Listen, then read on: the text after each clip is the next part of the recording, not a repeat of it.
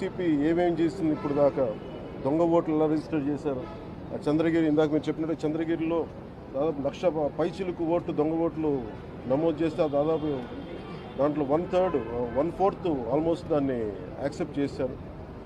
ఇలా ప్రతి చోట ప్రతి నియోజకవర్గంలో ప్రతి బూత్లో ఏ స్థాయిలో దొంగ ఓట్లు నమోదవుతున్నాయి, ఎలా తీసేయాలి, వీటి మీద చాలా స్పష్టంగా వివరించారు.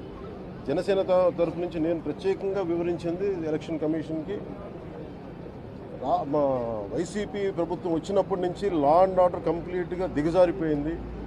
ఎవరన్నా ప్రజాస్వామ్య హాని జరుగుతుంటే గొంతెత్తితే పొలిటికల్ పార్టీస్ కానీ వ్యక్తులు కానీ ప్రైవేట్ వ్యక్తులు కానీ వాళ్ళందరి మీద కేసులు ఎలా పడుతున్నాయి, కేసులు ఎలా చేస్తున్నాయి, ముఖ్యంగా బైండ్ ఓవర్ కేసులు ప్రత్యేకించి పొలిటికల్ పార్టీ టీడీపీ వారి మీద కానీ జనసేన కార్యకర్తల మీద కానీ ఇవన్నీ చాలా క్లియర్గా తెలియజెప్పడం జరిగింది వారికి.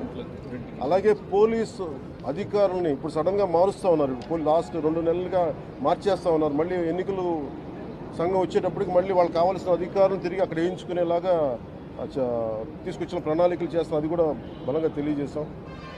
అలాగే మహిళా కానిస్టేబుల్స్ ప్రత్యేకించి సంబంధం లేని చోట్ల వాళ్ళు దాదాపు 87 నియోజకవర్గాల్లో వాళ్ళు పెట్టారు. అది వాళ్ళు దూరం చేయమని ప్రత్యేకంగా ఆయన వివరించారు.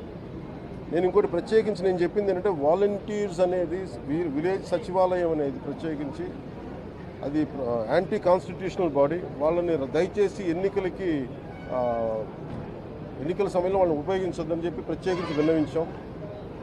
అలాగే మేము కోరుకుంది ఏంటంటే మీరు కనుక సంపూర్ణ దీని వైపు చూడకపోతే పారదర్శకత కన్నా ప్రజాస్వామ్యం కూలిపోద్ది, ఇక్కడ హింస ఎక్కువైపోద్ది. అలాగే గత స్థానిక ఎన్నికల్లో కూడా ఏ స్థాయిలో కనీసం ఒక దళిత యువకుడు లాంటి ఒక కనీసం నామినేషన్ వేసే పరిస్థితిలో కూడా లేదు, అందరినీ చేశారని చెప్పి ప్రత్యేకించి అది వివరించాం.